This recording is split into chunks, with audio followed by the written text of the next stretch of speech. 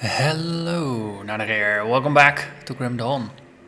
So, last episode we did a pretty good purge of the Blood Grove and then some of the areas to the northeast, and we took out the mission part of Gryver's mill, and I made a remark along the lines of, no, we're going in here to clear the mission and that's it. There might be some things hidden about. Well, one of the viewers left a comment was Oak Tree Watcher, who is also a regular who often just gives interesting tips, and he gave me the hint to follow the river to the southwest and have a look at a waterfall. You like waterfalls, you're gonna like this one. So here we are. There's a waterfall, and you can walk by it, and we found Shrine of the Forgotten God. This looks like it might actually be part of the runestones of Drieg and Solal quest chain, because that was also shrines of the blah blah blah god, if I remember correctly. So, rivers, swampy. This could be interesting. So, Manticore Alpha, level 44. Just did leave a panic portal there, just because it seems useful. We'll see if what's happening here. If this is really part of the shrine, or if this is just an interesting area. There are Death's Vigil Dreadlords. They seem powerful. Raxa, the Jade Huntress. I think you need some frozen meteors on your face. Okay. They are applying poison damage, but my regen is more than the poison. So that's always a good way to stay alive. Just out-regenerate the damage being dealt to you. For the records, regen is currently at 126.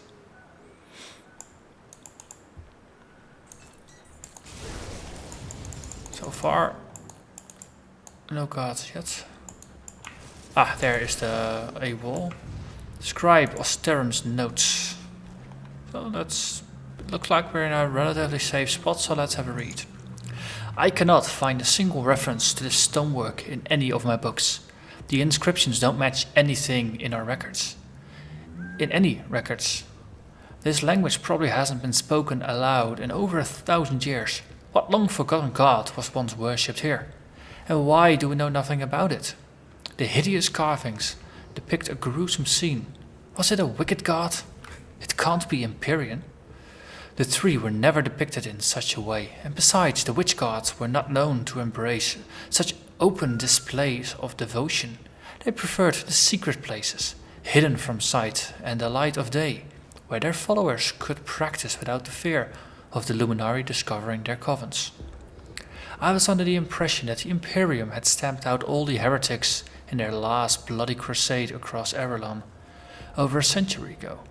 The Inquisitors were quite thorough given the catastrophic death tolls recorded. Surely nobody has survived to invoke whatever power was trapped within these stones. And yet the monolith is warm to the touch, and the torches are lit as if someone visited regularly. The carving hums with strange power, and that sends a chill down my back.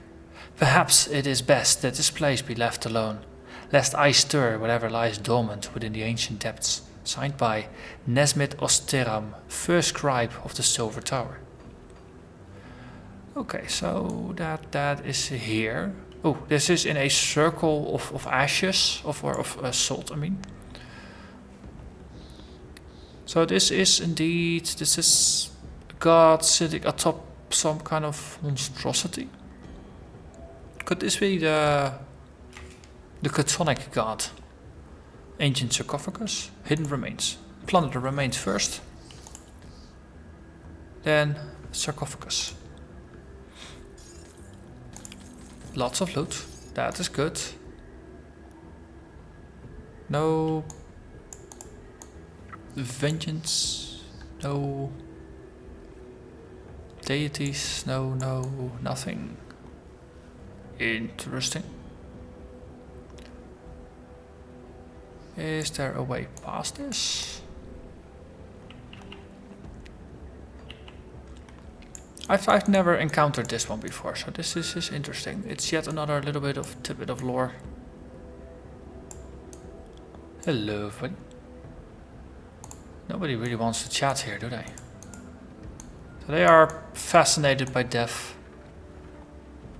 Yes, they can't find anything. Is there... Oh, this is shallow water. This is my portal.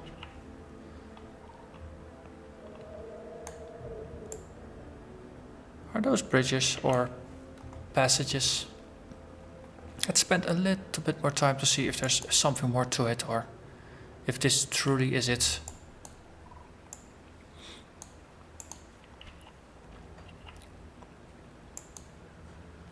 So the map here has this something over it, but it's not passable.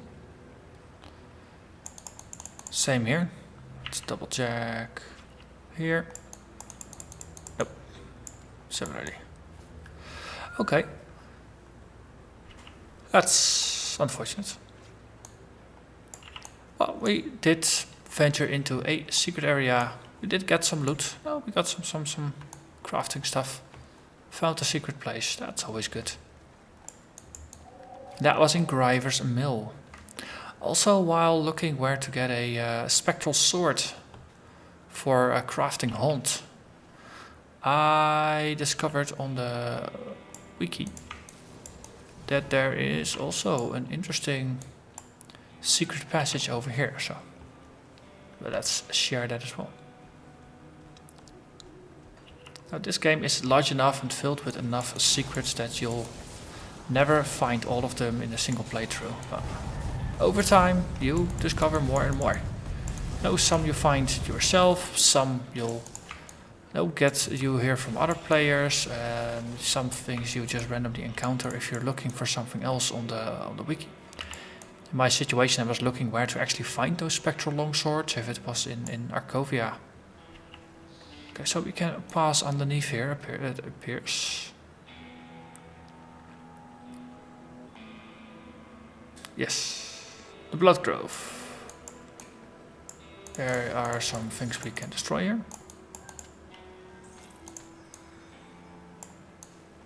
And then this is possible. Yes. And then we find a hidden vendor.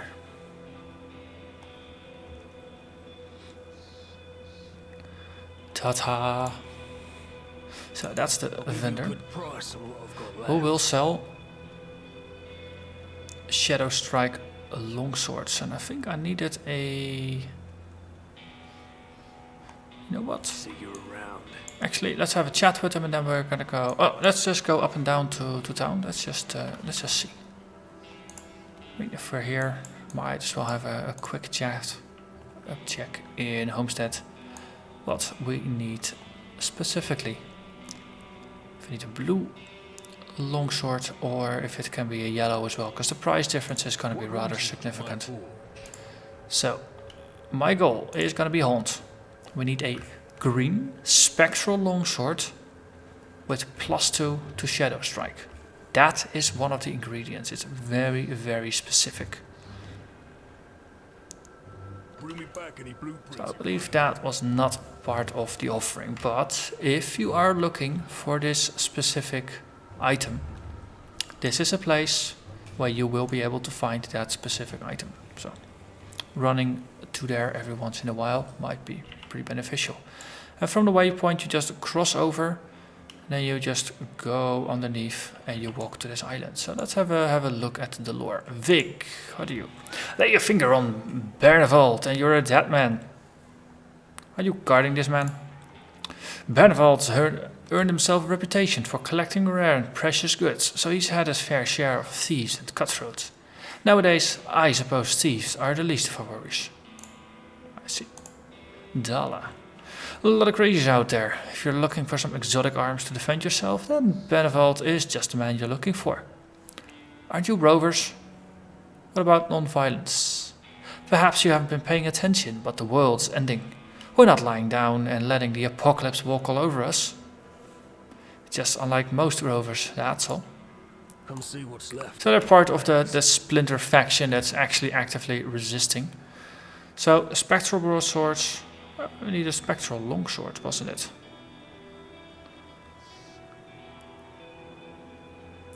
So this seems like pretty useful things. There's a lot of crafter related items. Some two-handers here. There's no guns, no armor. Blueprint. For the skeleton key, you can get a skeleton key blueprint here. Or maybe this is just a random blueprint, but pretty cool. Impervious Kaiman's badge of chilling, which offers you lightning resist, piercing resist, and chaos resistance. This is pretty epic. It's only 30,000. I got 134. Vitality resistance, chaos resistance.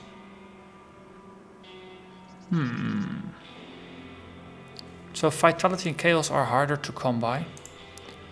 This one is definitely nice. Less physique requirement for weapons is not really useful for our build, but the fire and lightning damage are. Defense ability is good for everybody. This is even cheaper as well. Cool. So we just upgraded our chaos resistance and our vitality resistance to pretty ridiculous levels for this early on in the game. And we will want to apply some corpse dust to this as well. Let's see, corpse dust, that's you. See you around. Exit the trade inventory, otherwise you're gonna get caught. Or is there something better that we can apply now? Pierce damage, don't care. Vitality damage, don't care. Bleeding damage, don't care. Attack speed, movement speed, that's kinda meh. We got the Ether Soul, well, that's something we'll need for our crafting, so we're just not gonna use that. Soul Shard. Energy leech resistance, energy absorbed from enemy spells, vitality resistance, vitality damage. This is not a bad deal. It's both 6% health vitality resistance, but corpse dust gives you more health and health regen.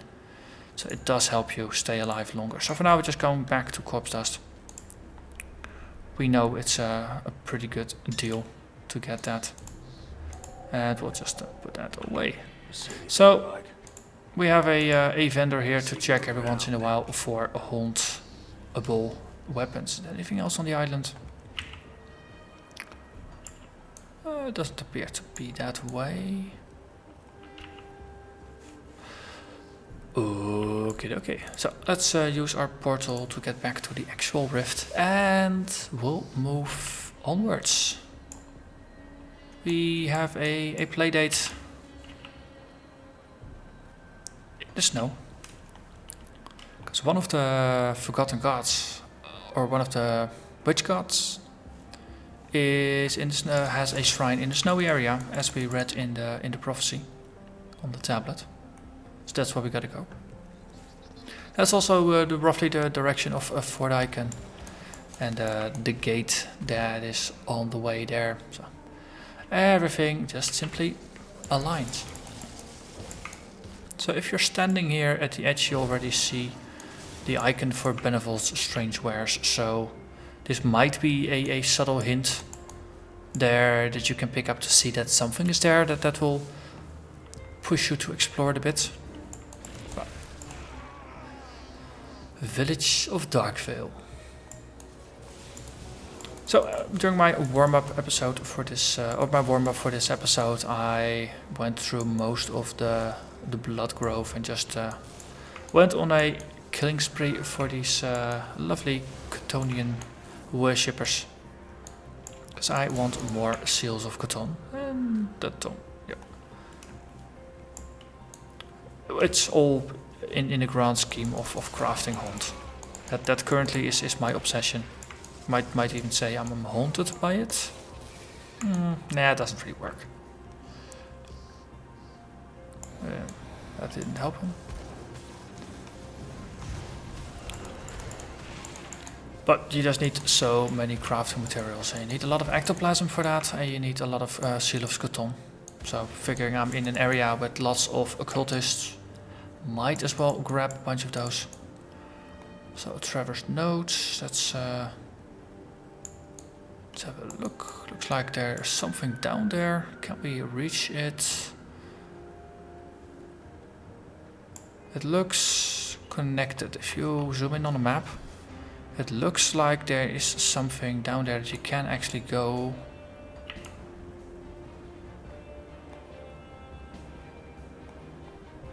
Can we walk around here? No, we can't. Okay, then maybe it's from the other side, like over there. Right, let's have a look at the note. For weeks I've been getting the feeling that something bad is coming, like a knot in the pit of my stomach that won't go away, and each day it gets a bit worse. I've also noticed a lot more travelers from the capital of Averlon, heading south with all their worldly possessions. I asked a few for news from the north, but nobody could give me a clear answer. Just an unshakable feeling that something awful was about to happen. How is it we all share the same dread? No shipment from the capital again. Last week we didn't get our last deliveries, and now again. No shipment coming in means no shipment going out. How am I supposed to run a store if I don't have supplies to sell? Local goods are fine, but I rely on being able to sell things people can't get straight from their neighbors. I'm hearing hushed conversations in the streets, and a customer told me she saw some cloaked figures rolling a barrel down to the lake, and now the town drunk is missing. More likely than not, he finally tipped and tumbled in the ravine. But still, there's a strange chill in the air, and everyone seems to be on edge. I'm starting to think that the packing up shop and heading south might be the best thing to do. Signed by Trevor Mills. So, getting a little bit of background on the village of Darkvale,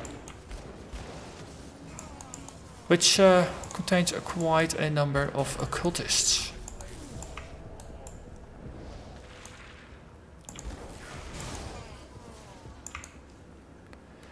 Also, this is a broken down bridge, isn't it? Yes, it is, because Fort Heron is on the other side. Right, we gain a level. We're out in the safe, so let's have a look.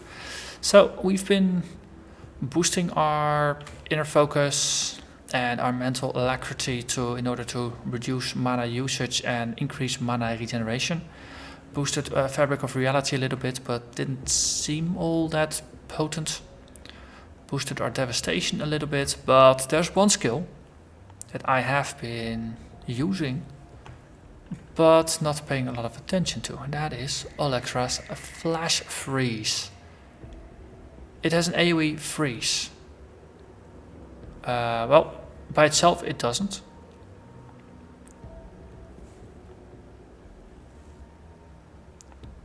Yeah, this spell freezes enemies for its duration. Insta-freeze effect. Yes, I was already thinking it should be somewhere, but it's in the actual description at the top.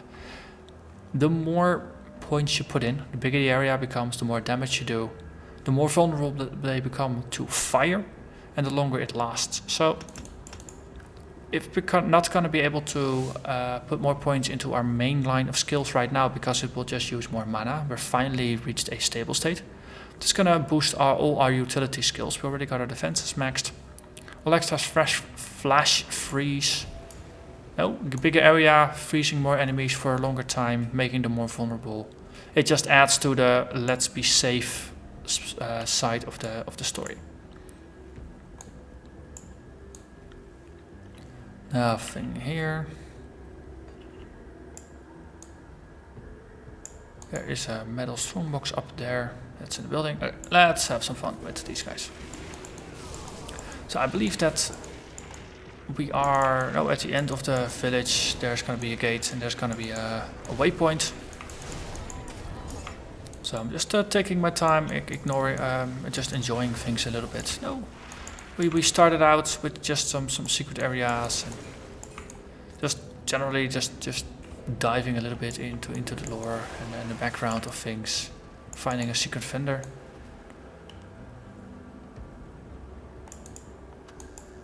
So this is going to be a bit more of it's a laid back episode. Just cruising through town, looking at the lore, killing the enemies.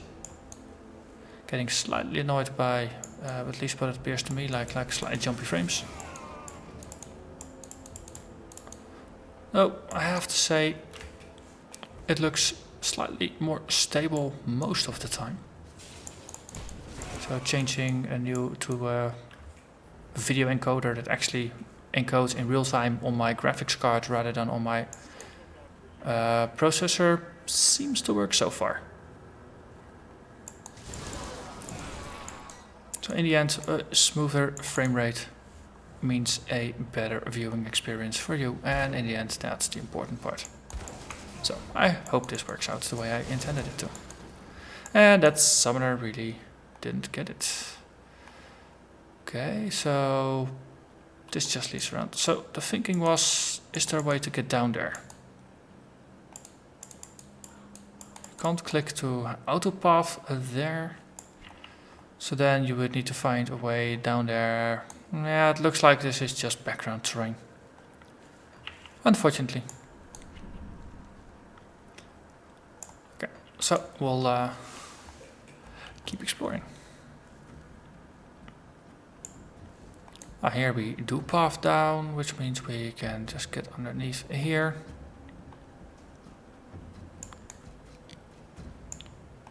Most of the time, pathing out does allow you to do things that you normally can't. I'm a bit in a bit of a inquisitive mode at the moment, just looking for things. It might or might not be there. Treasure trove, let's blow it up. Ooh, ancient heart, I approve of that. What was the green bit? That was a mystic gilded vestment of balanced steel. That's quite some energy regen, there's some health on there. Pierce damage is kind of wasted. Pierce resistance on the other hand is decent. Ring of steel. I have to say, the insight we currently have on our armor is really, really nice. I think that's one of the most important contributing factors to our mana stability right now. Let's see, Eveline's notes, they are kind of normal. Major, that's also one I've read before.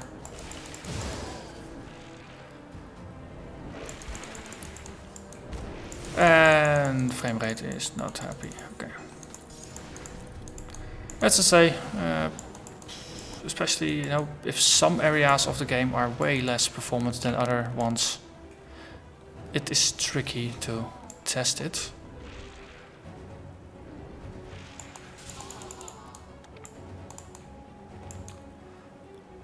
Though I do have to admit that oftentimes while recording, frame rate is low and I feel it, but if I then watch the episode back, my local recording or later on YouTube, the frame rate always does appear a lot better. That's I think the difference between if you're playing it, then you feel every little hitch.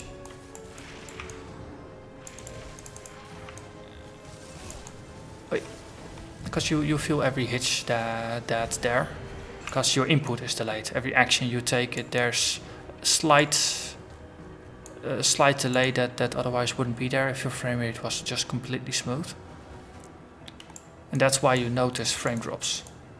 But if you're just watching a video, if you're in a movie, 4 frames per second, that's perfectly fine for in a cinema. Though at higher frame rates, it's probably gonna be smoother. Or feel smoother. It's less big of a deal when compared to playing. And yet, yeah, I still try to record at 60 FPS at 1440p. So if you got a large resolution, a high resolution monitor, then of course you'll be able to enjoy that. If you have a 1080p screen like most people have, then it's gonna be overkill.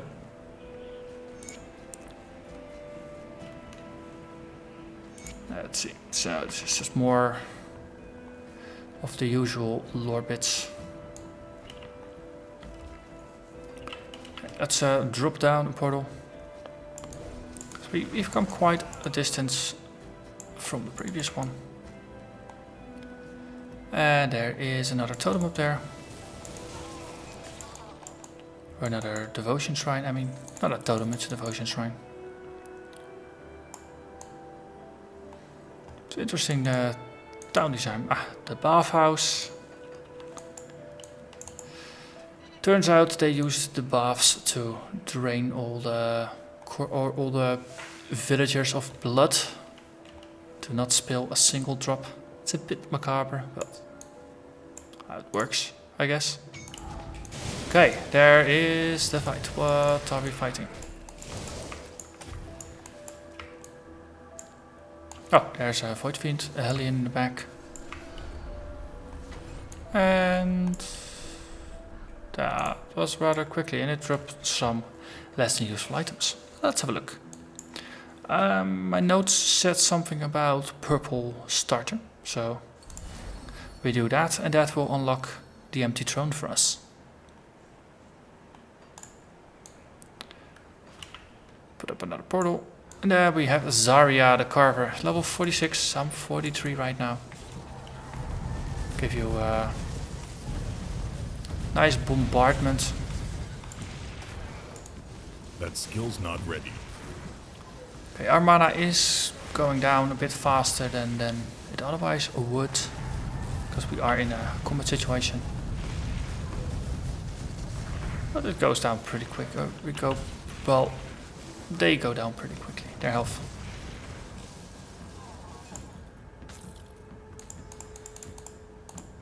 And there we got Zarya, symbol of Solal. So they're just preparing for whatever's happening at the necropolis a bit ahead. And now we're entering the fort, and I believe there was a waypoint here. Yeah, most excellent. So this is going to be a very nice place to hit this. We are back in town, safe and sound. We have unlocked the next waypoint.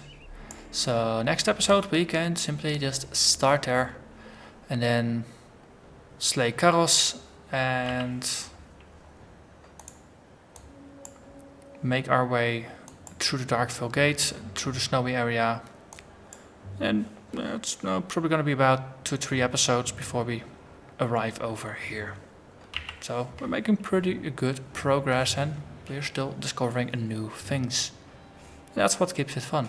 So for now, I'm gonna thank you very much for watching, and I'll see you again next time. Bye bye.